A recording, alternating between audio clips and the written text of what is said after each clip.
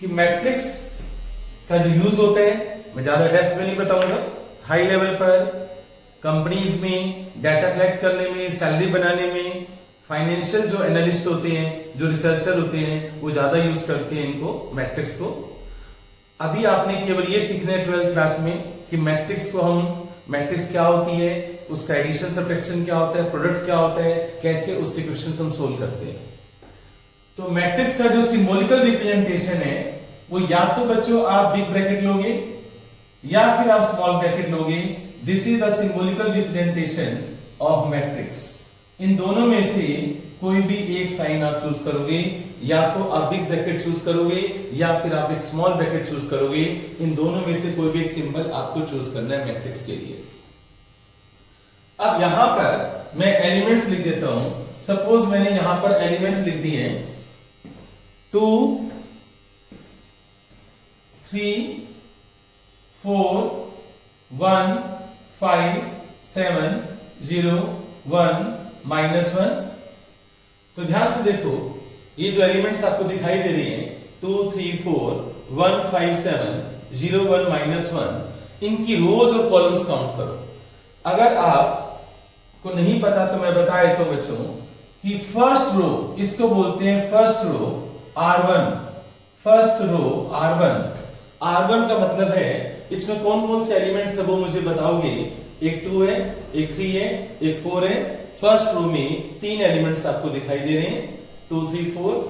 Second row में अपने आप को समझाओ बच्चों कि सेकेंड रो में कौन कौन से एलिमेंट्स आएंगे 1 5 7। ऐसे ही थर्ड रो में जो एलिमेंट्स आएंगे वो आएंगे 0 1 -1। तो जो हॉरिजॉन्टल लाइंस हैं इनको हम रोज बोलते हैं, और जो वर्टिकल लाइंस होती है इनको हम कॉलम्स बोलते हैं। ये जो वर्टिकल लाइंस हैं कॉलम C1, इसको हम बोलेंगे C2 और इसे हम बोलेंगे C3। तो ध्यान से देखो आप, हॉरिजॉन्टल लाइंस को हम रोज बोलते हैं और वर्टिकल लाइंस को हम कॉलम बोलते हैं। फर्स्ट रो में एलिमेंट्स हैं 2 3 4, तो फर्स्ट कॉलम में है 2 1 0। सेकेंड कॉलम के एलिमेंट्स आप अपने आप को बताओ कि कौन कौन से हैं 3 5 1। थर्ड कॉलम में 4 7 -1, ये वाले एलिमेंट्स हैं। अब इसमें एक जनरल मैट्रिक्स होती है, और वो जनरल मैट्रिक्स क्या होती है वो आप देखना।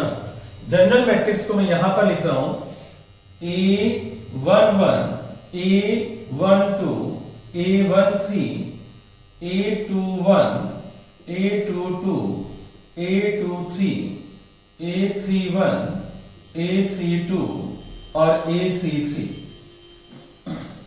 ये जनरल मैट्रिक्स है।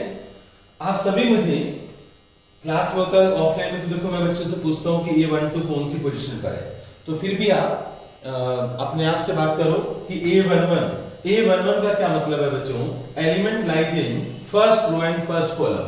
देखो आप ध्यान से, A11 का मतलब है ये जो पहला नंबर होता है ये रोज को बताता है, और जो दूसरा नंबर होता है ये कॉलम को बताता है।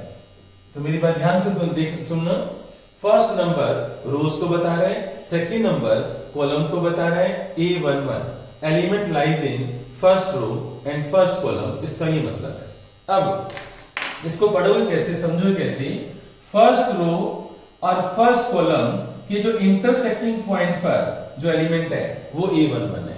तो आप ध्यान से देखो, फर्स्ट रो और फर्स्ट कॉलम के इंटरसेक्टिंग पॉइंट के ऊपर आपको 2 दिखाई दे रहा है, तो A11 का मतलब 2 है यहां पर। ऐसे ही A12 का मतलब क्या होगा, जो एलिमेंट फर्स्ट रो में आ रहा है और सेकंड कॉलम में आ रहा है। तो ध्यान से देखो, फर्स्ट रो में और सेकंड कॉलम के इंटरसेक्टिंग पॉइंट के ऊपर 3 आ रहा है, तो A12 3 होगा। ठीक है। ऐसे ही A13 को चेक करो आप, A13 का मतलब है फर्स्ट रो में आए और थर्ड कॉलम में आए। तो फर्स्ट रो और थर्ड कॉलम का जो इंटरसेक्टिंग पॉइंट है वहां पर देखो 4 आ रहा है, तो A13 4 हो गया हमारा। सिमिलरली आप सभी को चेक कर सकते हो, तो A21 क्या होगा, सोचो बच्चों आप। A21 यानी element lies in second row and first column, तो A21 फर्स्ट 1 हो जाएगा। ऐसे ही अब आप इसकी पोजीशन बताओ मुझे कौन सी होगी 7 की पोजीशन।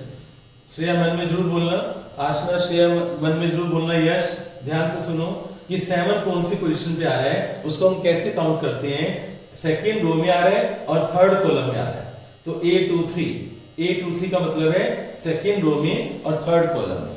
तो A31 यहां पर क्या होगा 0 हो जाएगा। A32 यानी थर्ड रो में आ रहा है और सेकेंड कॉलम में आ रहा है, तो A32 हमारा 1 हो गया, A33 हमारा -1 हो गया। क्लियर? तो ये सारी इनकी पोजीशंस है। अब how many rows are there, rows है हमारे पास 3 एंड कॉलम्स कितनी है बच्चों 3, तो इसका ऑर्डर हो गया 3/3। तो इसका जो ऑर्डर है वो 3/3 है। तो ऑर्डर ऑफ मैट्रिक्स, इस मैट्रिक्स का जो ऑर्डर है, ऑर्डर ऑफ मैट्रिक्स इज 3/3। जो मैं रेड पेन से लिख रहा हूं, ये भी अगर दिखाई दे रहा है तो अच्छी बात है, नहीं तो मुझे बता देना, मैं ब्लैक पेन से लिख दूंगा सारा। Order of the matrix is 3/3। पहले रोज बोलते हैं, फिर कॉलम बोलते हैं। कुछ बच्चे इसको 3x3 भी बोलते हैं, कुछ इसको 3/3 भी बोलते हैं। एक बात और देखो आप, 3x3 दोनों को मल्टीप्लाई करो, 3x3 कितना हो गया 9। तो काउंटिंग कर लो, यहाँ पर 9 एलिमेंट्स हैं, 1 2 3 4 5 6 7 8 9। तो जो यहाँ पर ऑर्डर होगा ना, जब आप इन दोनों नंबर्स को मल्टीप्लाई करोगे रो और कॉलम को, उतने एलिमेंट्स यहाँ पर मैट्रिक्स में आ जाएंगे। क्लियर? तो इसका आप स्क्रीनशॉट ले लेना, नहीं तो वीडियो रिकॉर्ड हो रही है दूसरे फोन पर साथ साथ, तो दोबारा भी आप सुन सकते हो अच्छी तरह से। और कोई कुछ इसमें से पूछना हो, यश तो मुझे बता दो, श्रेया कोई भी दिक्कत है तो बता दो। मैं रब कर देता हूं इसको, ठीक है।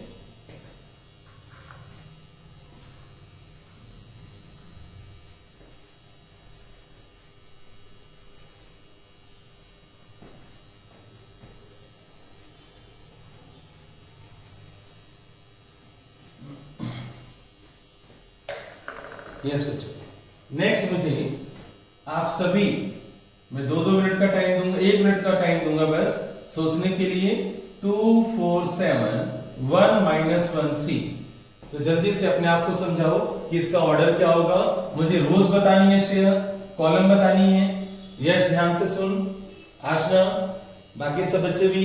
How many rows are there, rows कितनी है। जो हॉरिजॉन्टल लाइंस होती हैं उनको हम रोज बोलते हैं, और जो वर्टिकल लाइंस होती हैं उनको कॉलम बोलते हैं। तो हॉरिजॉन्टल लाइंस में देखो कितनी है, 1 और 1 ये 2 हॉरिजॉन्टल लाइंस हैं, और वर्टिकल लाइंस ऐसे ऐसे करो 1 2 3, ठीक है। तो रोज कितनी है हमारे पास 2 रोज है, और कॉलम कितनी है हमारे पास, आप काउंटिंग कर लो 1 2 3। तो कॉलम कितनी है 3, तो 2 रोज हैं और 3 कॉलम है। इसको बोलते हैं order of the matrix is 2/3। ऐसे ही नेक्स्ट, क्या यश मेरी आवाज आ रही है तेरे पास? क्या तू इसका मुझे ऑर्डर बता सकता है? यश क्या तू मुझे ऑर्डर बता सकते हैं? यश क्या तू मुझे सुन रहे हैं? क्या इस मैट्रिक्स का तू मुझे ऑर्डर बता सकता है? क्या यश है, यस हो गया, ये बाद में सुनेगा। यश मेरी आवाज आ रही है तेरे पास? श्रेया तू बता दे मुझे कि इसका ऑर्डर क्या होगा, इस मैट्रिक्स का ऑर्डर क्या होगा। श्रेया इस मैट्रिक्स का ऑर्डर 1 4 7 का ऑर्डर।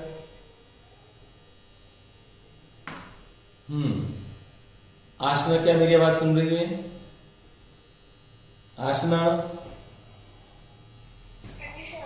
आशना क्या इसका ऑर्डर बता सकती है 1 4 7 का? ये मैंने मैट्रिक्स लिखी है, इसका ऑर्डर मुझे चाहिए।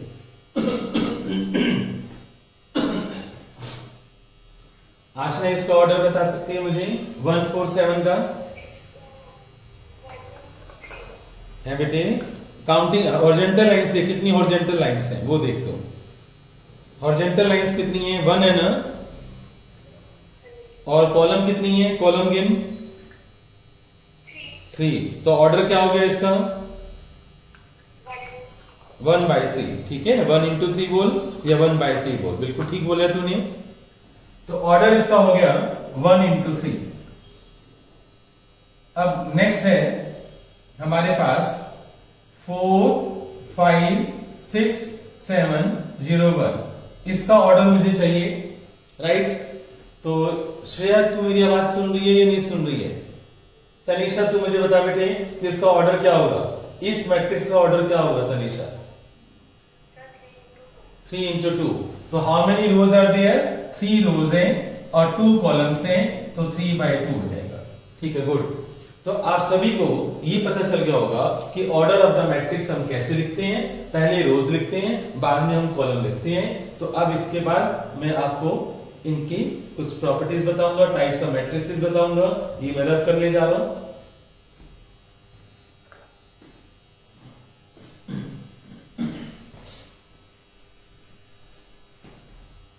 एक बात बताओ मुझे, एक मैट्रिक्स के a matrix has 18 elements, total elements हैं 18। a matrix has 18 elements, how many matrices are possible? किस किस तरह की मैट्रिसेस पॉसिबल है? मैं आपको एक एग्जांपल देता हूं बच्चों कि 6/3 की मैट्रिक्स पॉसिबल है। भाई 6 into 3 क्या होता है? 18। एक मैट्रिक्स में 18 एलिमेंट्स हैं, एक मैट्रिक्स में 18 एलिमेंट्स हैं, तो उसकी मैट्रिसेस कैसी कैसी हम बना सकते हैं वो आपने मुझे बताना है। 6 into 3 18 होता है, तो एक मैट्रिक्स बनेगी 6 into 3 की। तो अब आप अपने मन में सोच लो या रजिस्टर पेन लेकर बैठो, आप उसमें बनाओ कि 18 एलिमेंट्स अगर हैं तो कैसी कैसी मैट्रिसेस पॉसिबल है। क्या चिंतन मुझे बताएगा? तो मुझे चिंतन एक मैंने बता दिया 6/3 की मैट्रिक्स। क्या चिंतन तू मुझे दूसरी मैट्रिक्स बता सकते हैं? 3/6। ठीक है, गुड। हरसिमर क्या तीसरी मैट्रिक्स, कोई और मैट्रिक्स बनेगी?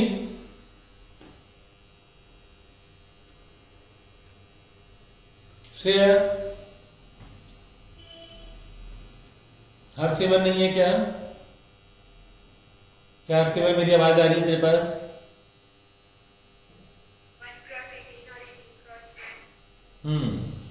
तो श्रेया तू शायद मेरी आवाज सुन रही है।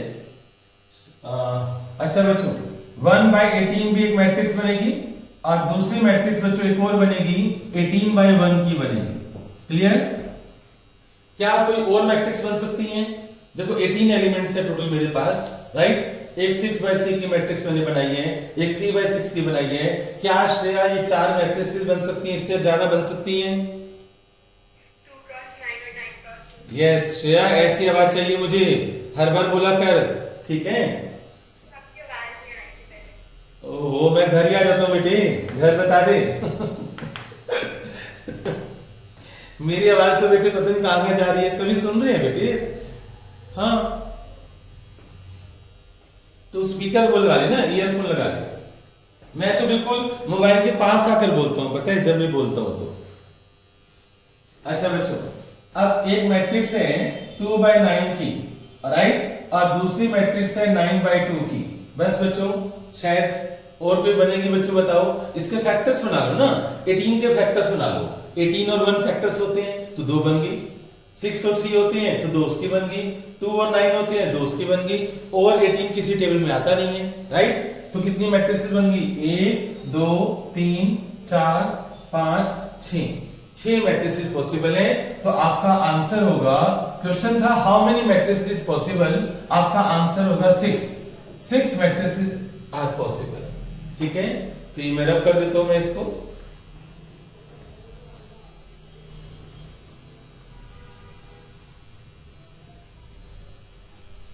यस बच्चों, अब नेक्स्ट मैं लेकर चलता हूं। अब आप मुझे बताना,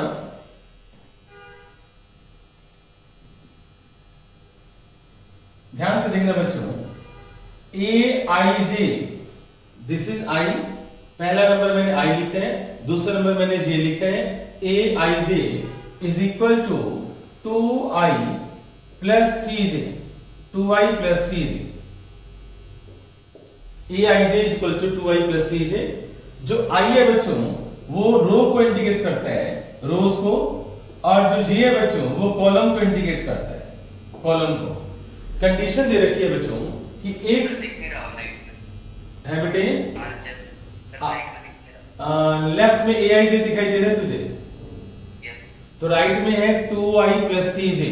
एक्चुअली में कहते हैं लाइट चली गई है और यहाँ बोर्ड पर लाइट बहुत कम आ रही है। थोड़ा सा नीचे देख दो या साइड में वहाँ लाइट। अच्छा वहाँ लाइट आ रही है। हाँ। अच्छा अच्छा अच्छा अच्छा, तो aij is equal to 2i plus 3j।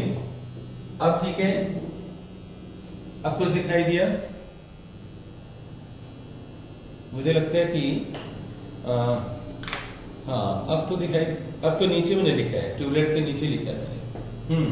तो aij is equal to 2i, ये 2 आ रही है बच्चों। aij is equal to 2i plus 3j। Okay, अब मुझे यहां पर ये बताओ कि मुझे एक मैट्रिक्स बनानी है। क्वेश्चन है बच्चों मेरा, construct a matrix of order 2 by 3।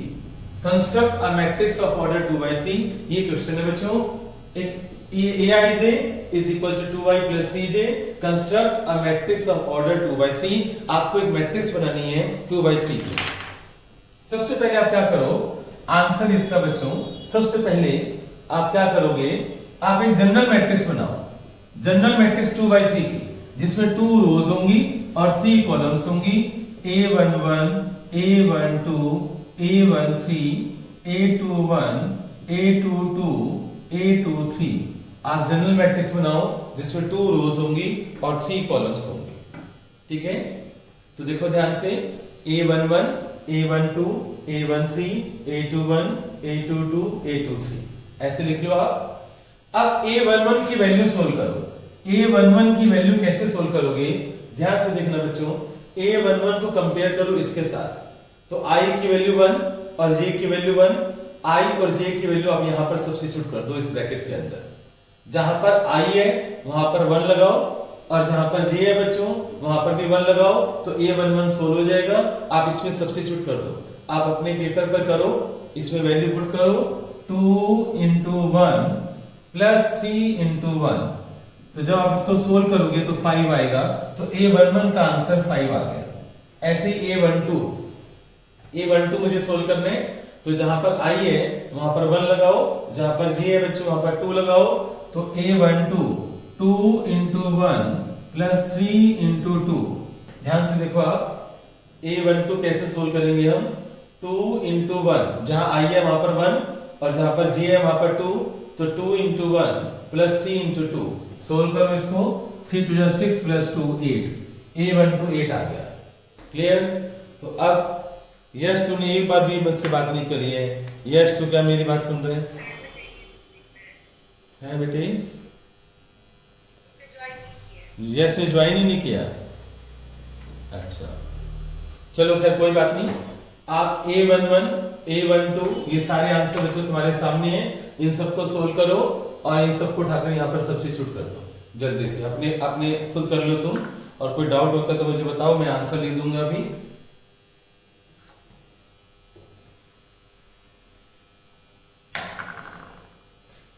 Answer बच्चों देखो आप क्या होगा, a11 का आंसर 5 है तो यहां पर 5 लिख दो।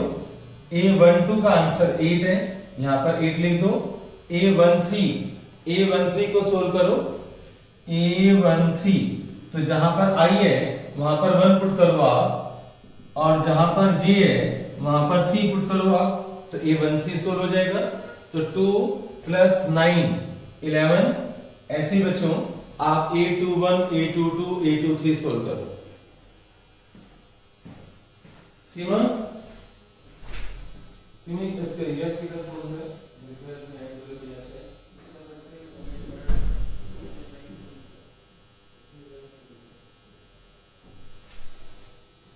यस बच्चों, अब मुझे बताओ आपका आंसर a21। जब मैं a21 सोल्व करूंगा मैं, तो यहां पर 2 पुट कर लो और यहां 1 पुट कर लो, तो 2 to 4 प्लस 3 7।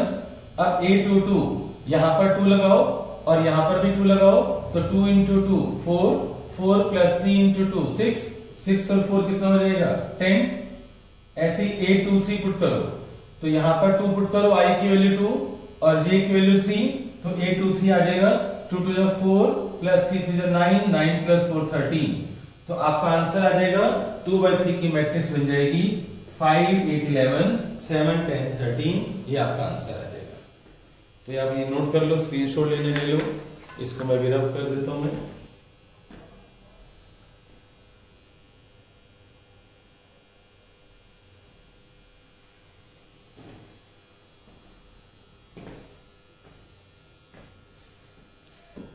यस बच्चों ध्यान से देखना, मैट्रिक्स के अंदर स्केलर मैट्रिक्स क्या होती है डेफिनेशन फिर देख लो।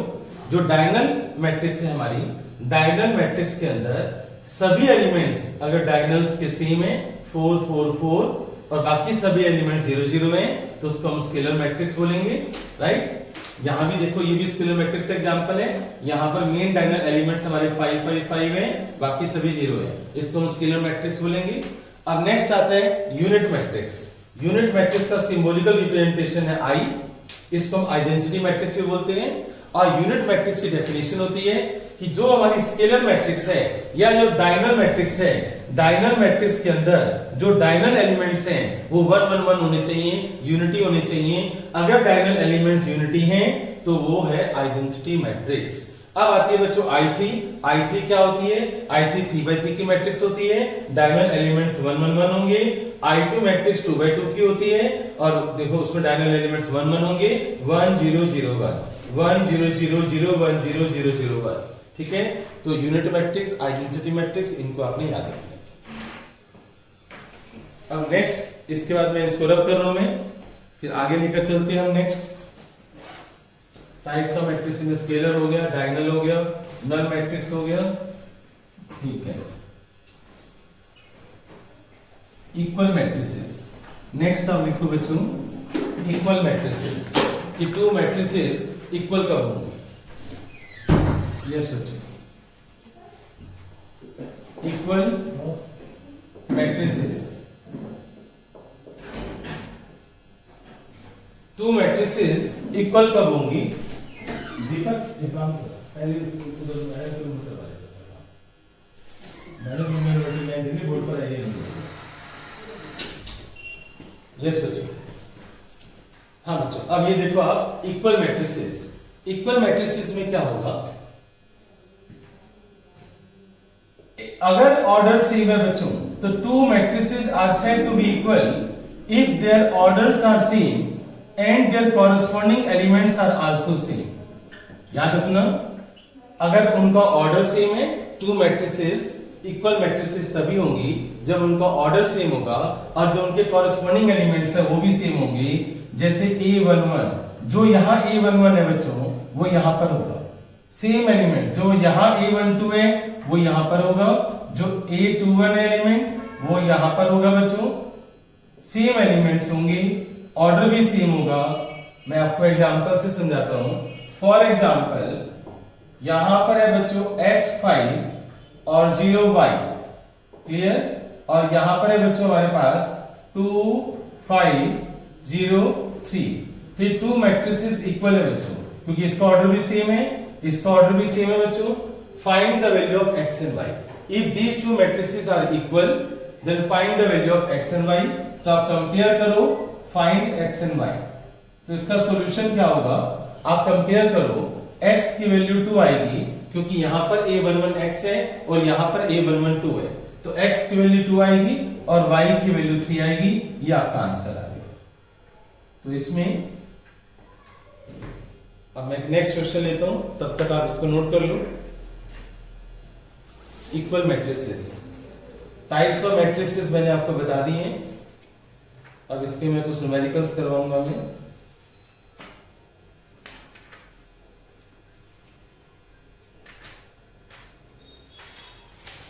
अच्छा, एक मैं डेफिनेशन और बताता हूं एडिटिव आइडेंटिटी की।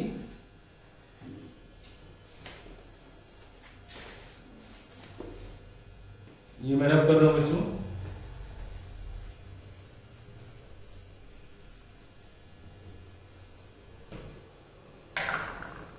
एक और लिख लो आप डेफिनेशन, मैट्रिक्स नहीं, अभी नहीं, अभी वो टॉपिक मैंने करवाया नहीं है। अभी आप पहले इन्हीं के ऊपर एक क्वेश्चन लिखो। एक मैट्रिक्स में तुम्हें दे रहा हूं 2a minus b c a minus b और d, और यहां पर है बच्चों मेरे पास 0 4 माइनस 1 और 5, 0 4 minus 1 and 5। Find ABCD। Question है बच्चों फाइंड ABCD। तो सभी बच्चे जिनके हाथ में पेन है और पेपर है वो सोल्व करें। क्वेश्चन है बच्चों फाइंड ABCD। फाइंड ABCD, इसका ऑर्डर है 2/2 और इसका ऑर्डर भी है बच्चों 2/2। तो हमें ABCD की वैल्यू कैसे निकालनी है वो आप करो जल्दी से। दोनों का ऑर्डर सेम है तो इनके जो कॉरेस्पॉन्डिंग एलिमेंट्स है बच्चों वो भी सेम होंगे। तो कॉरेस्पॉन्डिंग एलिमेंट्स का मतलब समझते हो ना बच्चों कि यहां पर जो A11 है वो यहां पर जो A11 है दोनों इक्वल होंगे। तो 2a माइनस बी आप यहां से उठाओगे A11 एलिमेंट, जो हमारा A11 एलिमेंट है, और यहां पर A11 है 0, तो आप 2a माइनस बी को 0 से फिट कर दो, राइट। ऐसे बच्चों अब यहां पर देखो, आप यहां पर C लिखा हुआ है A12 एलिमेंट और यहां पर 4 लिखा हुआ है, तो इन दोनों को आप इक्वल कर दो तो C इक्वल टू 4 आ जाएगा। क्लियर। यहां पर A minus B A21 element है और यहां पर -1 है, इन दोनों को इक्वल कर दो तो A मैं यहां लिख रहा हूं A minus b equal to -1। अब आप कंपेयर करो इसको और इसको, तो D इक्वल टू क्या हो जाएगा 5, तो D इक्वल टू 5। कोई डाउट? यहां तक क्लियर हो गया। अब देखो C की वैल्यू मेरे पास 4 है, D की वैल्यू मेरे पास 5 है, मेरे पास A और B है जो मुझे फाइंड आउट करनी है। तो एलिमिनेशन मेथड लगाओ। याद करो एलिमिनेशन मेथड जो तुमने छोटी क्लासेस में की है, कैसे करते थे हम, साइन चेंज कर दोगे आप। क्लियर। B से B कैंसिल हो जाएगा। अब इसको सोल्व करो, 2a माइनस a क्या हो जाएगा a इक्वल टू 1। तो a इक्वल टू 1 का जो आंसर है वो आप सब्स्टिट्यूट कर दो बच्चों, यहां पर a इक्वल टू 1 पुट कर दो। मैंने एलिमिनेशन मेथड लगाया है, राइट। तो a इक्वल टू 1 यहां पर आप सब्स्टिट्यूट कर दो, 2 into 1 माइनस b equal to 0, 2 is equal to b। तो b का आंसर 2 आ गया, 2 इक्वल टू b। तो b की वैल्यू 2 आ रही है और a की वैल्यू 1 आ रही है। तो आपके पास आंसर कौन कौन से आ गए बच्चों, a equal to 1, b equal to 2, c equal to 4 और d इक्वल टू 5। ये आपके पास आंसर है। तो ये आप नोट कर लो कि कैसे मैंने सोल्व किया है, एबीसीडी की वैल्यू कैसे निकालनी है, क्योंकि होमवर्क में आपको ऐसे क्वेश्चंस करनी है। तो जल्दी से आप ये समझ लो। कोई डाउट है तो अभी आप पूछ लो मुझसे।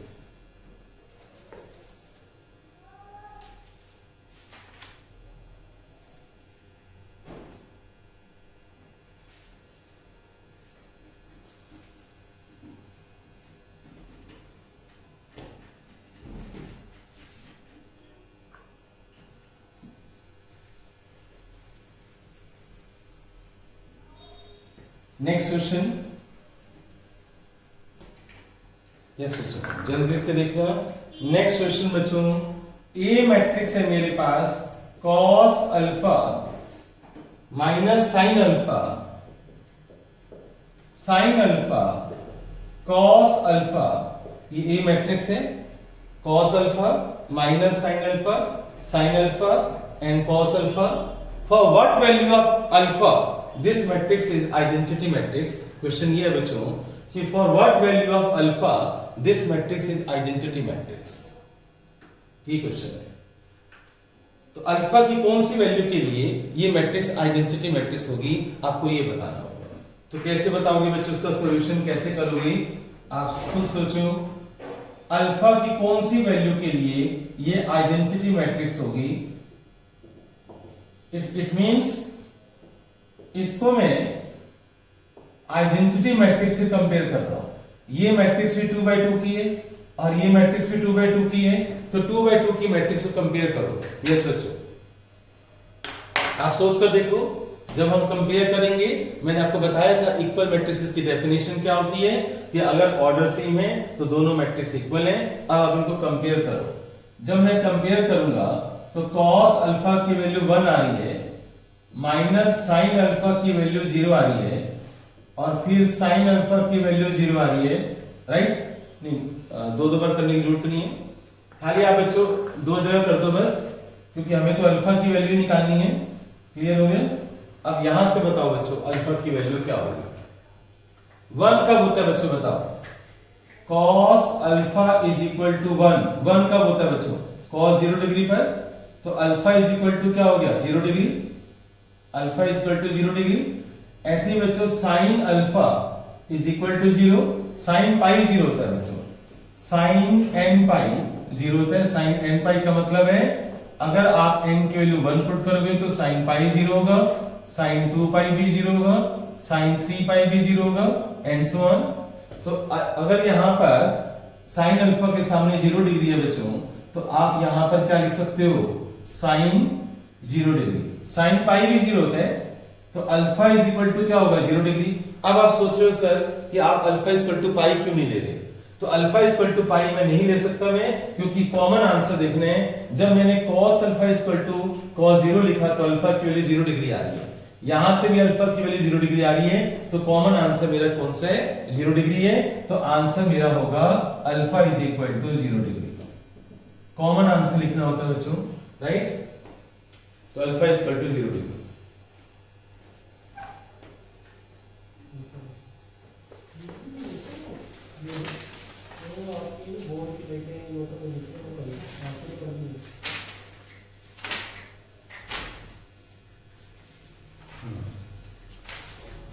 सिंपल जो कंसेप्ट है बच्चों मैट्रिक्स का, वो हमने खत्म कर लिया। यस बच्चों,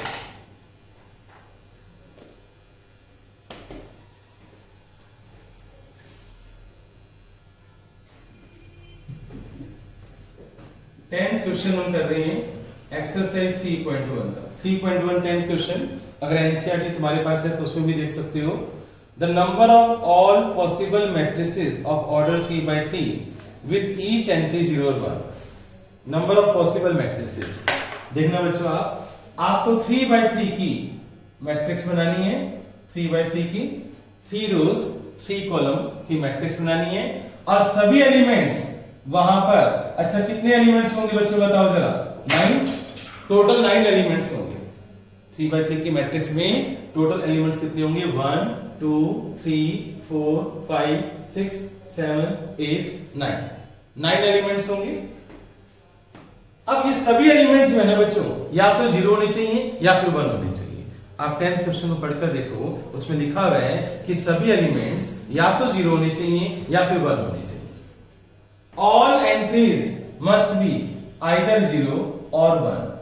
सभी जगह पर या तो 0 होना चाहिए, या तो 0 होना चाहिए या 1 होना चाहिए, या तो 0 होना चाहिए या 1 होना चाहिए। सभी जगह पर या तो 0 या फिर 1। एक बात बताओ, जो A11 है यहां पर या तो 0 या तो 1। अगर आपने 11th क्लास पास की है, पढ़ाई करके पास की है, तो उसमें चैप्टर था बच्चों परम्यूटेशन कॉम्बिनेशन। परम्यूटेशन कॉम्बिनेशन के अंदर ये सिखाया जाता है बच्चों नंबर ऑफ वेज के बारे में, फंडामेंटल प्रिंसिपल अकाउंटिंग के बारे में। तो जिन बच्चों ने पढ़ाई नहीं की है, मैं उनके लिए फिर एक बार बता देता हूं कि ये परम्यूटेशन कॉम्बिनेशन का बेसिक कंसेप्ट क्या होता है।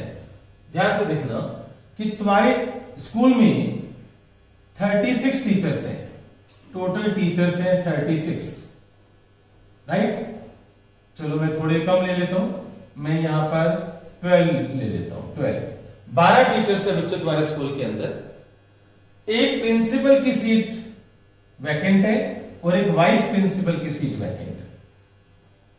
एक प्रिंसिपल की सीट वैकेंट है और एक वाइस प्रिंसिपल की सीट वैकेंट है, राइट? जिन बच्चों ने परम्यूटेशन कॉम्बिनेशन नहीं किया, मेरी बात ध्यान से सुनना, वो बच्चे यस सो गए हो तो जाग जाओ, अगर सो रहे हो तो जाग जाओ बच्चों। ये दो स्पेस हैं, एक प्रिंसिपल की सीट खाली है, एक वाइस प्रिंसिपल की सीट खाली है। 12 टीचर्स है बच्चों तुम्हारे स्कूल के अंदर, और उन 12 में से सिलेक्शन करनी है मुझे। लाइट आ गई है, अच्छा 12 में से ही मुझे सिलेक्शन करनी है, 12 में से ही। अब बताओ क्या होगा? This seat, principal seat, can fill up in 12 ways. 12 तरीके से ये आप सीट फिल कर सकते हो। 12 वेज में ये वाली सीट आप फिल कर सकते हो 12 तरीके से। कोई डाउट? भाई 12 टीचर्स हैं, कोई भी टीचर उठा लो, उठा के यहां बिठा दो, राइट। अब एक टीचर जब तुमने सिलेक्ट कर लिया, 12 तरीके से आप सिलेक्ट कर सकते हो ना। जब एक टीचर आपने सिलेक्ट कर लिया, उसको प्रिंसिपल बना दिया, तो कितने टीचर्स रह गए? ये सब ग्राउंड में खड़े हैं, वेट कर रहे हैं अपने नंबर की। कितने टीचर्स रह गए यहाँ पर? 11 रह गए, right. And this vice principal seat can fill up in 11 ways. Ways पे स्ट्रेस डालना, वेज, तरीके। Principal seat can fill up in 12 ways, 12 तरीके से भर सकते हो।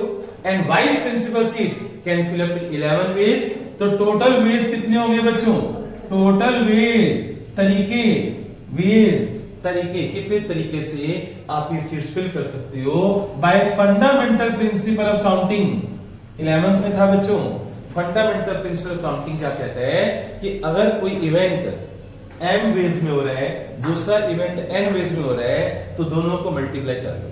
This set can fill up in 12 ways, this set can fill up in 11 ways, तो दोनों को मल्टीप्लाई कर लो, तो 12 into 11, तो कितना आ गया आंसर?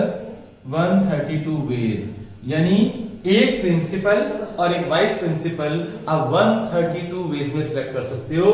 132 वेज में आप एक प्रिंसिपल और एक वाइस प्रिंसिपल बना सकते हो, ठीक है। अब तुम सोचोगे ये क्यों समझाया? कुछ बच्चों ने परम्यूटेशन नहीं पढ़ा, और पढ़ा भी है तो उनको शायद हो सकता है बेसिक्स क्लियर ना हो, तो इसलिए मैंने बताया कि अब क्वेश्चन वापस आता है बच्चों मैट्रिक्स का। तो मैं इसको रब कर रहा हूं मैं।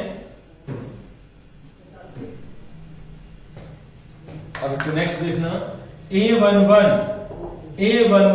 या तो 0 से फिल होगा या 1 से फिल होगा। तो दो तरीके हैं ना बच्चों, A11 को फिल करने के दो तरीके हैं। A11 can be fill up, A11 can be fill up in 2 ways, 2 ways. या तो आप 0 रखोगे या 1 रखोगे। ऐसे A12 can fill up in 2 ways. भाई सभी जो जितने भी यहां पर एलिमेंट्स हैं सभी दो तरीके से भर सकते हो ना। A12 भी 2 वेज में, ऐसे ही A13 can fill up in 2 ways, right. Similarly A21 can fill up in 2 ways. फिर लास्ट में क्या आएगा? A33 can fill up in 2 ways, right. ये सब लिखना है आपको, क्लियर। अब ये बताओ, मैंने आपको बताया bye fundamental principle of counting number of ways को हम मल्टीप्लाई करते हैं, तो इन सारे वेज को हम मल्टीप्लाई करेंगे, राइट। तो अब आप क्या लिखोगे? By fundamental principle of counting total ways, total ways या total matrices, not ways, total matrices, total matrices सभी को मल्टीप्लाई कर दो। 2 2 2 को 9 बार मल्टीप्लाई करना है बच्चों, 9 टाइम्स, 9 टाइम्स। यहां मैं लिख रहा हूं 9 टाइम्स, 9 बार मल्टीप्लाई करना है, क्योंकि कितने एलिमेंट्स हैं? 9 एलिमेंट्स हैं। तो 2 रेज़ टू पावर 9 बनेगा, और 2 रेज़ टू पावर 9 होता है 512, 512। तो 512 मैट्रिक्स बनेगी बच्चों। जब आप इसको, अगर आपको रात को नींद नहीं आ रही तो आप क्या करना, श्रेया ध्यान से सुन मेरी बात को, अगर आपको नींद नहीं आ रही तो आप ये 512 मैट्रिक्स बनाकर देखना। कभी यहाँ 0 लिखना, कभी यहाँ पर 1 लिखना, कभी यहाँ पर 0 लिखना, राइट। मेरी बात समझ आ रही है ना, राइट। ऐसे कभी 0 लिखना, कभी 1 लिखना, जो तुम्हारा मन करता है, लेकिन 0 या 1 के अलावा कुछ भी लिख सकते। तो आपकी मैट्रिक्स बनेगी 512, 512 मैट्रिक्स बनेंगी 100%। गिन लेना, बनाकर देख लेना। ये 10th क्वेश्चन था, 3.1 एक्सरसाइज का 10th क्वेश्चन। अब मैं इसको रब कर दूंगा।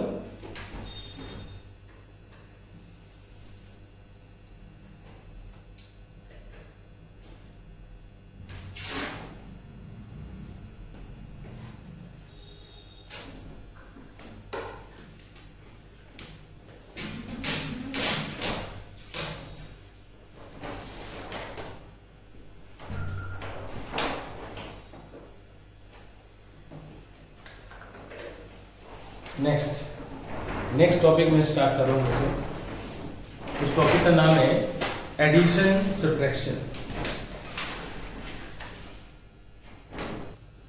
यस बच्चों, अब ध्यान से देखो, नेक्स्ट टॉपिक है मेरा एडिशन और सब्ट्रैक्शन ऑफ टू मैट्रिसेस। तो आप डेफिनेशन लिख लेना कि कोई भी दो मैट्रिक्स को या हम तभी प्लस माइनस कर सकते हैं, एडिशन सब्ट्रैक्शन तभी पॉसिबल है जब ऑर्डर सेम हो, राइट। तो ये बात लिख लो, एडिशन और subtraction of to matrices is possible only when they have same order, only when they have same order.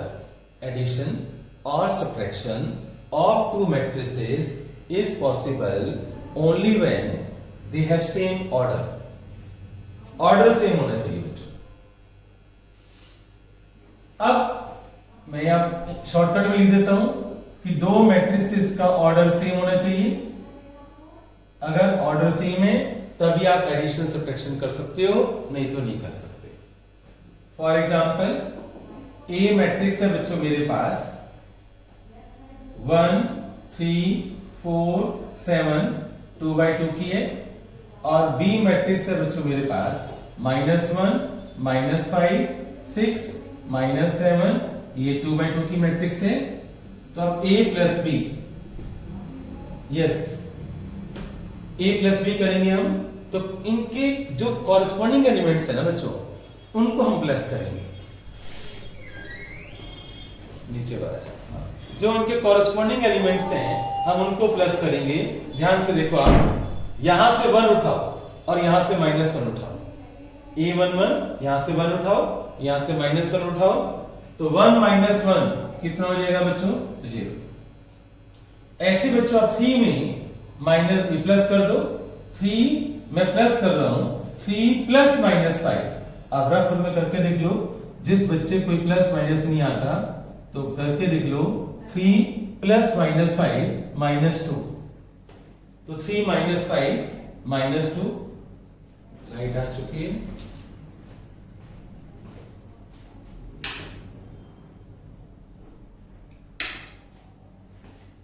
हाँ बच्चों, अब आप देखना इधर,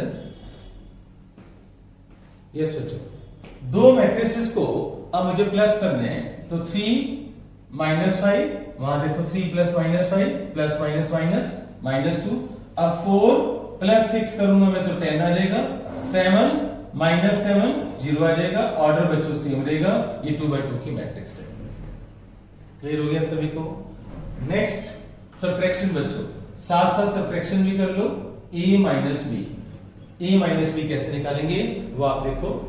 अगर मैं 1 में से ये -1 माइनस करूंगा तो आप देखो 1 - -1 सब्ट्रैक्शन कर रहा हूं मैं, तो 1 - -1 तो कितना हो जाएगा बच्चों? 2, तो यहां पर आप 2 लिख दोगे। ऐसे बच्चों 3 में से आप इसको माइनस करो, 3 - -5 तो यहां पर आप 8 लिख दोगे, 4 - 6 करोगे तो -2 लिख दोगे, 7 और +7 हो जाएगा तो 14 लिख दोगे।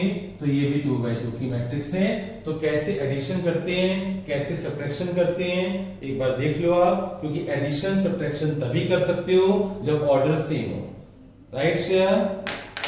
हर सीमा समझ आ गया? चिंतन? Yes sir. तनिषा समझ आ रहे हैं? आशना सोगी बेटे? नहीं सर। ठीक है, साथ साथ चाय कॉफी भी पीते रहते हो? नहीं? ओके बच्चों, अब आशना ये बता मुझे कि एडिशन सब्ट्रैक्शन कब पॉसिबल है? एडिशन सब्ट्रैक्शन कब पॉसिबल है? आशना, एडिशन सब्ट्रैक्शन कब पॉसिबल है?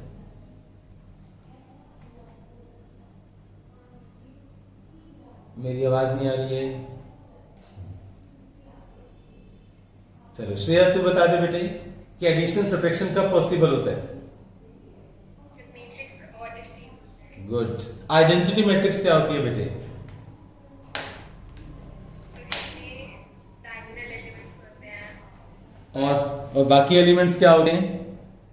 से मल्टीप्लाई कर रहा हूं, एक मैट्रिक्स है मेरे पास और वो मैट्रिक्स है मेरे पास 2 5 -1 3, मुझे इसको 5 से मल्टीप्लाई करना है। अगर किसी भी मैट्रिक्स में से कुछ कॉमन लेना हो ना बच्चों, बाहर निकालना हो, तो आप पता है सभी एलिमेंट में से बाहर निकालोगे। अगर आप बाहर से किसी नंबर से मल्टीप्लाई कर रहे हो तो आप सभी नंबर को मल्टीप्लाई करोगे, अंदर से बाहर निकालोगे तो सभी एलिमेंट से बाहर निकालोगे, बाहर से आप कोई एलिमेंट अंदर लेकर जाओगे तो सभी को मल्टीप्लाई करोगे, अगर वो डिवाइड में है तो डिवाइड में सभी को करोगे। कैसे? 5 से सभी को मल्टीप्लाई कर दो, 10 25 -5 15, ठीक है। नेक्स्ट बच्चों, अगर यहां पर 1/5 लिखा हुआ है और यहां पर 2 5 -1 और 3 लिखा हुआ है तो आप क्या करोगे? आप सभी एलिमेंट्स को, अगर मुझे सपोज 1/5 से अंदर मल्टीप्लाई करने हैं तो सभी एलिमेंट्स को आप 5 से डिवाइड कर दो, सभी एलिमेंट्स को आप 5 से डिवाइड कर दो, ठीक है। तो याद रखना इस बात को। अब आपके पास होमवर्क बच्चों रेडी है, ठीक है। तो बच्चों जो होस्ट था वो अब मुझे लगता है अब मेरी नेक्स्ट क्लास है उसकी भी तैयारी करनी है, ठीक है बच्चों। इसको वाइंड अप करते हैं आज। होमवर्क तुम्हें व्हाट्सएप पर मैं अभी दे दूंगा। सर मैंने आपको व्हाट्सएप पे 2 क्वेश्चन भेजे थे। तो टॉपिक बेटे कब भेजे थे?